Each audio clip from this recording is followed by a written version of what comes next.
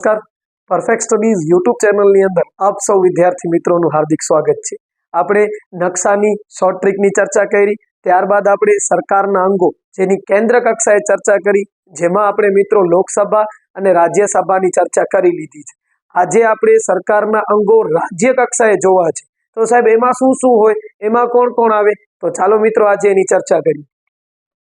જુઓ, કેન્દ્ર કક્ષાની વાત કર્યા બાદ આજે રાજ્ય કક્ષાએ જે સરકાર છે એને રાજ્ય સરકારના નામે ઓળખશું। એના પણ મુખ્ય ત્રણ પ્રકારો છે, ધારાસભા, કારોબારી અને ન્યાયતંત્ર। જુઓ, ધારાસભાની અંદર પણ એના મુખ્ય બે પેટા પ્રકારો, જેની અંદર વિધાનસભા અને વિધાન પરિષદ આપણને જોવા મળે। જે કાયદો ઘડવાનું કામ કરશે એવી ધારાસભાના મુખ્ય બે પ્રકાર રાજ્ય કક્ષાએ, વિધાનસભા અને વિધાન પરિષદ। એનાથી આગળ સાહેબ અહીંયા કારોબારી, જી મિત્રો રાજ્ય કક્ષાએ પણ તમને કારોબારી જોવા મળશે। કઈ કઈ સાહેબ, તો એમાં પણ ઓમ વહીવટી કારોબારી અને રાજકીય કારોબારી બે અલગ અલગ છે, પણ અહીં આપણને ખાલી ભેગી આપેલી છે કે રાજ્યપાલ હોય, મુખ્યમંત્રી હોય અને એમનું આખું મંત્રીમંડળ તમને જોવા મળે। પછી સાહેબ ન્યાયતંત્ર, જુઓ કેન્દ્ર કક્ષાએ જે આપણે ન્યાયતંત્રની વાત કરી હતી એમાં સૌથી ઉપર આપણે સુપ્રીમ કોર્ટ એટલે કે સર્વોચ્ચ અદાલતને મૂક્યું હતું। જ્યારે અહીંયા તમે જોઈ શકો છો કે અહીંયા રાજ્યની અંદર સૌથી મોટી હોય વડી અદાલત, એની નીચે એની તાબાની અદાલતો જિલ્લા અદાલત અને તાલુકા અદાલત।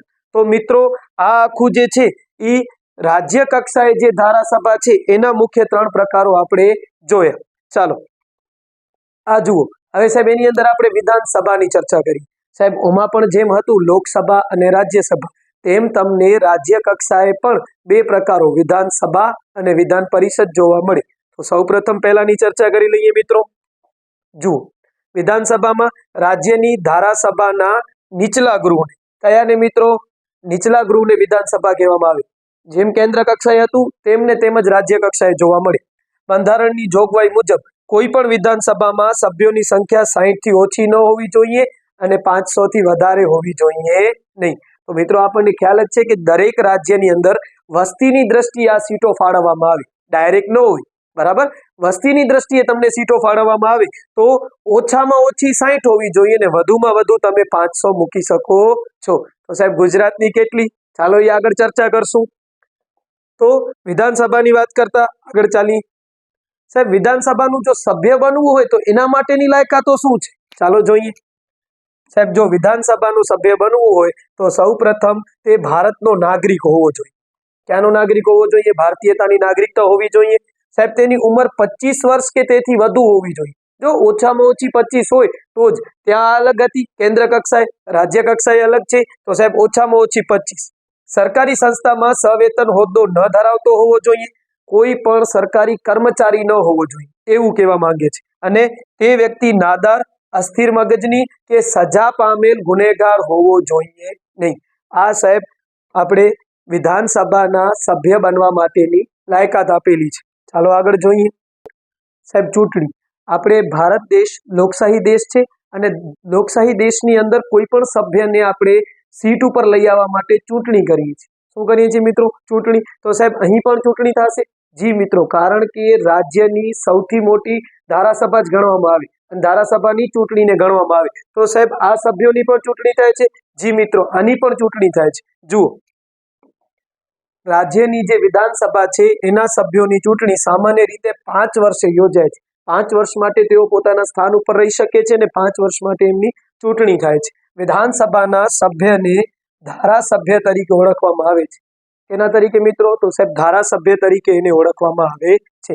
અંગ્રેજીમાં જેને MLA કહેવાય છે। MLA એટલે કે મેમ્બર ઓફ લેજિસ્લેટિવ એસેમ્બલી। તમે કેટલીય ગાડીઓ જોઈ હશે જેની આગળ મિત્રો MLA લખેલું હોય, તો MLA એટલે તેઓ ધારાસભ્ય જ છે, જે તે રાજ્યની વિધાનસભાના તેઓ સભ્ય છે। આગળ વાત કરીએ મિત્રો, વિધાનસભાના સભ્યો પોતાનામાંથી જ વિધાનસભાના સરળ સંચાલન માટે, જો દરેક રાજ્યની વિધાનસભાનું સંચાલન સરળ રીતે થાય એના માટે પોતાનામાંથી જ જે વિધાનસભ્યો છે પોતાનામાંથી જ અધ્યક્ષ અને ઉપાધ્યક્ષની નિમણૂક કરે છે। જે જેટલા ચૂંટાયેલા સભ્યો છે તેમનામાંથી જ અધ્યક્ષ અને ઉપાધ્યક્ષની ચૂંટણી થાય છે। અધ્યક્ષને અંગ્રેજીમાં સ્પીકરના નામે અને ઉપાધ્યક્ષને અંગ્રેજીમાં ડેપ્યુટી સ્પીકરના નામે ઓળખવામાં આવે છે। તો મિત્રો આ આપણે વિધાનસભાની ચૂંટણીની વાત કરી। ચાલો આગળ જઈએ। સાહેબ આનો સમયગાળો શું છે? તો જેમ તમે જોયું હતું કે કેન્દ્ર કક્ષાએ લોકસભાનું હતું એવું ને એવું રાજ્ય કક્ષાએ તમને વિધાનસભાનું જોવા મળે. તો જુઓ અહીં આપણે વાત કરીએ તો સાહેબ વિધાનસભા એ કેવો ગૃહ છે? કાયમી ગૃહ નથી. બરાબર, લોકસભા પણ કાયમી ગૃહ નહોતું, આ પણ કાયમી ગૃહ નથી. તેની મુદ્દત પૂરી થતા તેનું વિસર્જન થાય છે. આગળ સાહેબ કેટલીક અસામાન્ય પરિસ્થિતિઓમાં પણ બંધારણીય જોગવાઈ અનુસાર સરકાર ચાલી શકે એમ નથી કે સરકારની રચના થઈ શકે એમ ન હોય ત્યારે રાજ્યપાલની ભલામણથી રાષ્ટ્રપતિ શાસન લાદે છે અને તે સમય દરમિયાન રાજ્યપાલ જ રાજ્યનો વહીવટ ચલાવે છે. સાહેબ હવે આ આખું વાક્ય શું કહેવા માંગે છે? જો ક્યારેક એવી પરિસ્થિતિ થઈ જાય કે બંધારણીય જોગવાઈ અનુસાર સરકાર ચાલી શકે એમ નથી ત્યારે હવે લોકસભાનું વિસર્જન કરી શકે છે રાજ્યપાલ. કોની સલાહથી? રાષ્ટ્રપતિના જ ઓર્ડરથી કરી શકાય. તો જ્યારે એવું લાગે કે હવે સાહેબ સરકાર ચાલી શકે એમ નથી, સરકારની નવી રચના થઈ શકે એમ પણ નથી, ત્યારે રાજ્યપાલ રાષ્ટ્રપતિને પત્ર લખે છે અને રાજ્યપાલની ભલામણથી રાષ્ટ્રપતિ જે તે રાજ્યમાં રાષ્ટ્રપતિ શાસન લાદે છે. તે સમય દરમિયાન રાજ્યપાલ જ રાજ્યનો વહીવટ ચલાવશે. આખો વહીવટ પછી રાજ્યપાલ ચલાવે છે, ખાલી રાજ્યપાલના નામે ચાલે છે. પછી જુઓ, તે સમય દરમિયાન રાજ્યપાલ જ આખો રાજ્યનો વહીવટ સંભાળે પણ છે અને આખા રાજ્યને ચલાવે પણ છે. ત્યારે વિધાનસભાનું અસ્તિત્વ અહીં રહેતું નથી.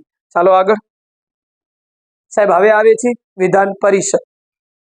સાહેબ વિધાન પરિષદ શું છે? તો આપણે જોયું કે જેમ કેન્દ્ર કક્ષાએ ધારાસભાના મુખ્ય બે પ્રકારો હતા એવી જ રીતે રાજ્ય કક્ષાએ રાજ્ય સરકારના પણ બે અંગો છે. કયા કયા? તો સાહેબ વિધાનસભા અને વિધાન પરિષદ. તો જુઓ અહીં ચર્ચા કરવાની છે વિધાન પરિષદની. તો સાહેબ રાજ્યની ધારાસભાના ઉપલા ગૃહને, કયા ગૃહને મિત્રો? ઉપલા ગૃહને વિધાન પરિષદ કહેવામાં આવે છે. નીચલા ગૃહને શું કહેશું? વિધાનસભા. વિધાન પરિષદના સભ્યોમાં કોણ કોણ હોય? તો સ્થાનિક સ્વરાજ્યની સંસ્થાઓ, નોંધાયેલા સ્નાતક અને માધ્યમિક તથા ઉચ્ચ માધ્યમિક શિક્ષકો, આ બધાના મતદાર મંડળો દ્વારા વિધાન પરિષદના સભ્યોની ચૂંટણી કરવામાં આવે છે. આની ચૂંટણીમાં સામાન્ય લોકો જોડાતા નથી. ચાલો આગળ. વિધાન પરિષદ રાખવી કે નહીં તે જે તે રાજ્ય નક્કી કરે છે. જો દરેક રાજ્યએ પોતાની રીતે એના ઉપર છૂટ આપવામાં આવી છે કે એને વિધાન પરિષદ રાખવી કે ન રાખવી. જુઓ અહીંયા લખેલું જ છે તમને.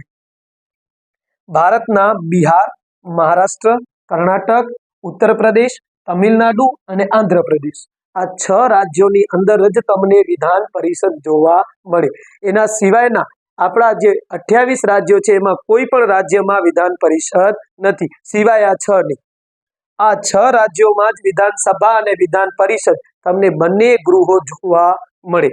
તો સાહેબ ગુજરાત રાજ્યમાં, મિત્રો ગુજરાત રાજ્યમાં વિધાન પરિષદ નથી. તો આપણને ખ્યાલ આવ્યો કે સાહેબ આ વિધાન પરિષદ છે. વિધાન પરિષદના સભ્ય બનવા માટેની મિત્રો લાયકાત શું છે? તો ચાલો જોઈએ. તો વિધાન પરિષદના સભ્ય બનવા માટેની લાયકાતમાં છે સૌપ્રથમ તે ભારતનો નાગરિક હોવો જોઈએ. સાહેબ એની ઉંમરનું શું છે? સાહેબ ઉંમર તો 25 વર્ષ હતી વિધાનસભામાં. તો વિધાન પરિષદનો જો સભ્ય બનવું હોય તો ઉંમર 30 વર્ષથી વધુ હોવી જોઈએ. પછી સાહેબ ઓની મુદત 5 વર્ષ માટે હતી, પણ નોર્મલી જે આપણે સામાન્ય રીતે જોઈએ તો વિધાન પરિષદનો સભ્ય 6 વર્ષની મુદત માટે પોતાના હોદ્દા ઉપર રહી શકે છે. પણ આમાં શું સિસ્ટમ છે? આ સાહેબ કાયમી ગૃહ છે.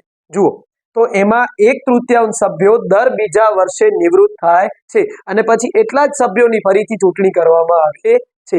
અને જુઓ વિધાન પરિષદ એક એવું ગૃહ છે, કાયમી ગૃહ છે, મતલબ એનું વિસર્જન થતું નથી. સાહેબ થોડું ગુજરાત વિશે કહો ને, કે ગુજરાતમાં વિધાનસભા વિશે શું છે? વિધાન પરિષદ તો નથી. તો જુઓ ગુજરાત રાજ્યમાં વિધાનસભાની કેટલી સીટો આપવામાં આવેલી છે મિત્રો?